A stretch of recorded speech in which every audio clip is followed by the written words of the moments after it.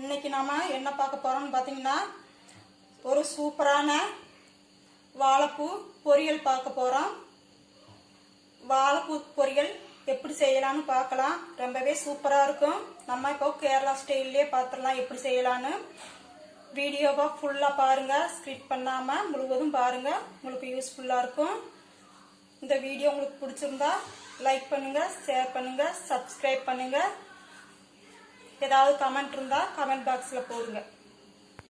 இப்போ நம்ம வாழைப்பூவு தோரன் செய்ய போறோம்.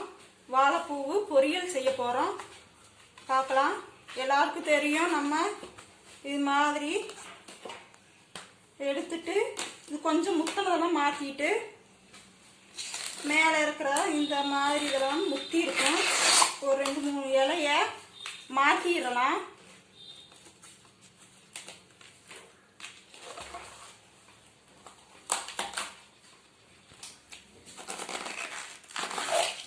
ஃபுல்லா பாருங்க. எல்லாரும் செய்யற மாதிரி ஒவ்வொருத்தரும் ஒவ்வொரு விதமா செய்வாங்க. நான் எப்படி செய்யறேன்னு பாருங்க. இனி பாத்தீங்கன்னா இது கொஞ்சம் நல்லா இருக்கு. இந்த மாதிரி எடுத்துக்கலாம்.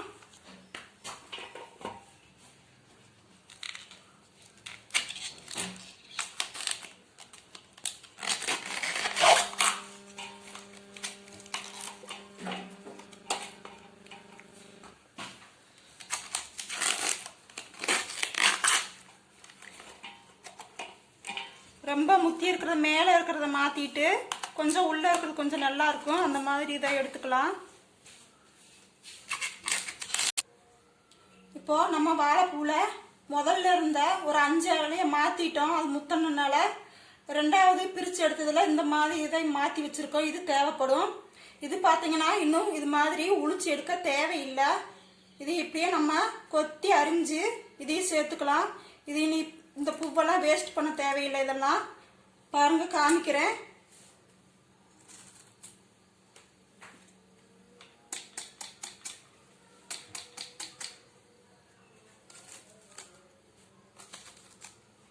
இந்த மாதிரி அரிஞ்சு எடுத்துக்கலாம்.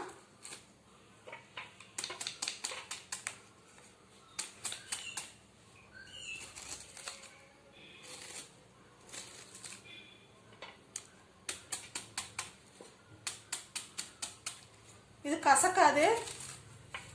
மேலே இருக்கிற அந்த முத்தனதை போட்டாதான் கசக்கும். இந்த மாதிரி வெள்ளை கலர்ல வருது பாத்தீங்களா? இந்த மாதிரி இதை போடும்போது கசக்காது. வாழைப்பூ தோரனுக்கு பாத்தீங்கன்னா எல்லா பூவும் நல்லா இருக்காது. பச்சை கலர்ல பழம் இருக்கும். அந்த பூவெல்லாம் கசக்கும். பார்த்துக்குங்க.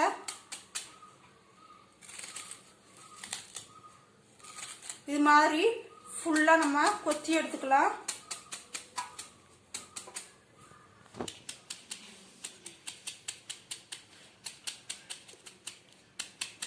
அவ்வளவுதாங்க, முடிஞ்சது. இந்த மாதிரி கொத்தி அரிஞ்சலாம். வேஸ்ட் பண்ண தேவையில்லை. ஒரு 10 இலை எடுத்துட்டோம்னா இந்த மாதிரி வெள்ளை கலர்ல வரப்போ நம்ம யூஸ் பண்ணாலும் கசப்படிக்காது. செஞ்சு பாருங்க தைரியமா. ஒரு பூ பார்த்தீங்கன்னா கசப்படிக்கும். அதையே பார்த்துக்கோங்க. அதான் பச்சை கலர்ல பழம் வருது இல்லைங்களா? அந்த மாதிரி பழத்தோட பூ கசக்கும். இப்போ முடிஞ்சது. இது கட்டை, இது தேவையில்லை. அவ்வளோதான், அரிஞ்சு எடுத்தாச்சு. பாருங்க. இதில் இந்த மாதிரி இது மாதிரி இருக்கும். இது எடுத்துடலாம். இது மாதிரி பின்ன இது மாதிரி இருக்கும். இதைய மாத்திரலாம்.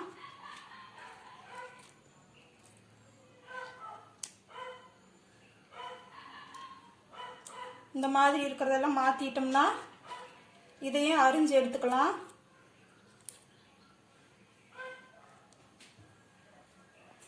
நீங்க இந்த மாதிரி பூ மட்டும் எடுத்து வெஞ்சனம் வச்சீங்கன்னா ரொம்ப இருக்காது. வெஞ்சனம் கொஞ்சமா இருக்கும். இதெல்லாம் மொத்தமா சேர்த்து வேக வைக்கிறப்போ ஒரு ஆளுக்கு கூட பத்தாது.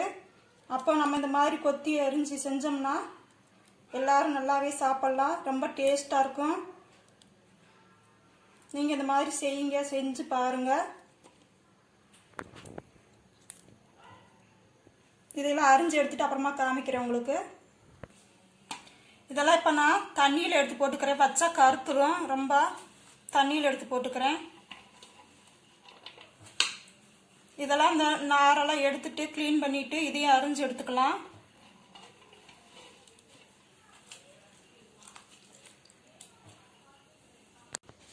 இப்போ நாம் இந்த மாதிரி எடுத்து வச்சுக்கிட்டு இதை அரிஞ்சு எடுத்துக்கலாம். இதுலேன்னு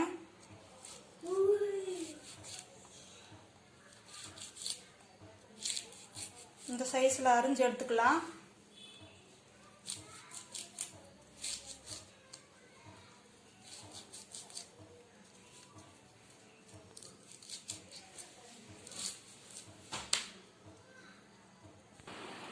பார்த்தீங்கன்னா பூரா அரிஞ்சு எடுத்தாச்சு. இப்போ நம்ம தண்ணியிலேருந்து கழுவி எடுத்துக்கலாம். கையெல்லாம் பாருங்கள் எவ்வளோ கரையாக இருக்குன்னு. இதெல்லாம் கழுவுறது கொஞ்சம் கஷ்டம்தான், இருந்தாலும் போயிடும். இப்போ பார்க்கலாம். பார்த்தீங்கன்னா சட்டி சூடாயிருக்கு. எண்ணெய் ஊற்றிக்கலாம்.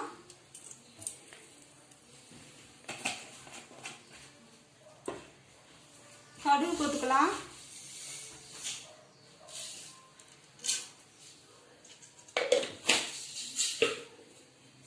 கடுகு வெடிச்சு வரட்டும்.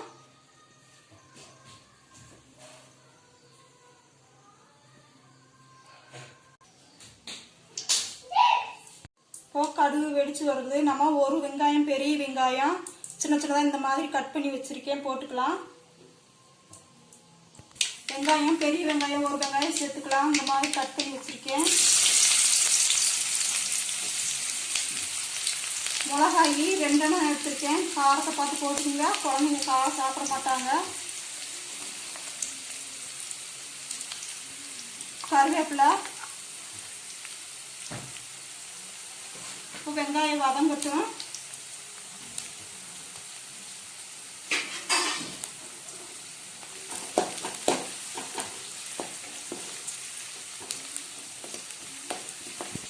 இப்போ வெங்காயம் வதங்கி வந்துருக்குது. நம்ம கொத்தி எரிஞ்ச அந்த வாழைப்பூ சேர்த்துக்கலாம்.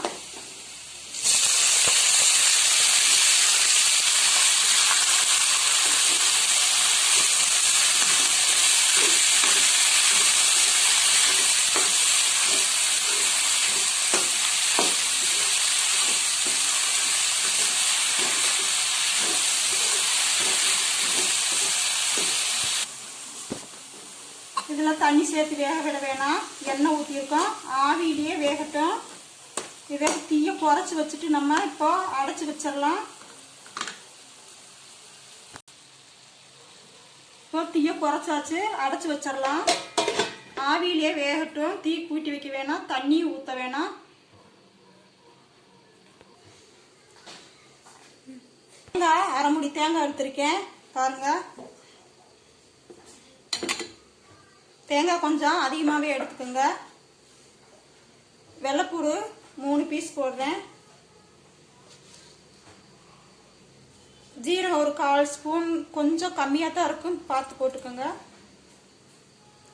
இப்போ நம்ம அரைச்சி எடுத்துக்கலாம். இல்லை தண்ணி தேவையில்லை, லேசாக ஒரு சுற்றி விட்டால் போதும். ரொம்ப நைஸாக அரைக்க வேணாம் தேங்காய்.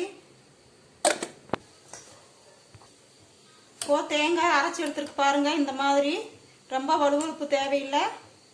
இந்த மாதிரி 1க்கு 2 அரைச்சி எடுத்துக்கலாம்.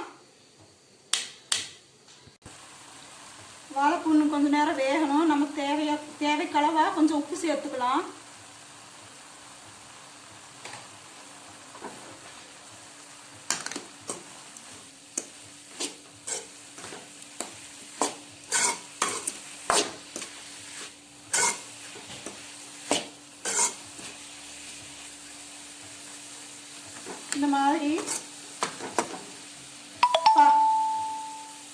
இந்த மாதிரி பரத்தி விட்டுட்டு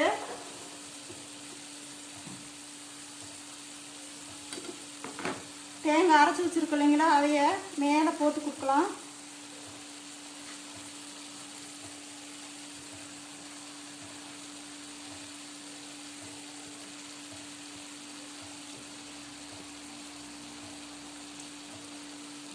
இப்போ இதைய இப்படியே கிண்ட வேண்டாம், கிண்டி கொடுக்க வேண்டாம். இந்த மாதிரியே ஆவியில் வேகட்டுன்னு கொஞ்சம் நேரம் வேகணும்.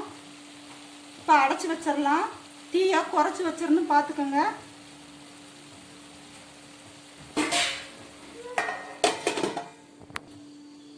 திறந்து பார்க்கலாம்.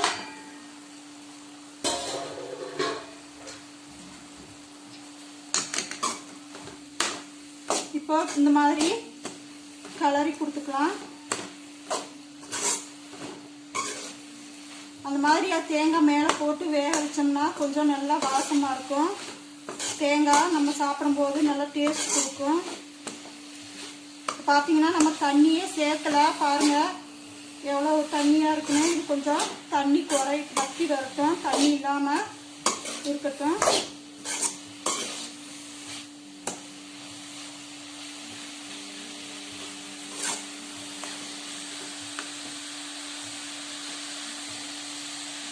அவ்வளோதான், நம்மளுடைய வாழைப்பூ பொரியல் ரெடி ஆயிடுச்சு. கும்பு தோரன்னு சொல்லுவாங்க மலையாளத்தில். பாருங்கள் எவ்வளோ சூப்பராக ரெடி ஆயிடுச்சுன்னு. வாழைப்பூவை ரொம்ப வேஸ்ட் பண்ண தேவையில்லை. நான் சொன்ன இந்த மெத்தடில் செய்யுங்க, ரொம்பவே சூப்பராக இருக்கும். நல்லா வாசனையோட கமகமன்னு இருக்குது. அவ்வளோதாங்க, ரெடி ஆயிடுச்சு.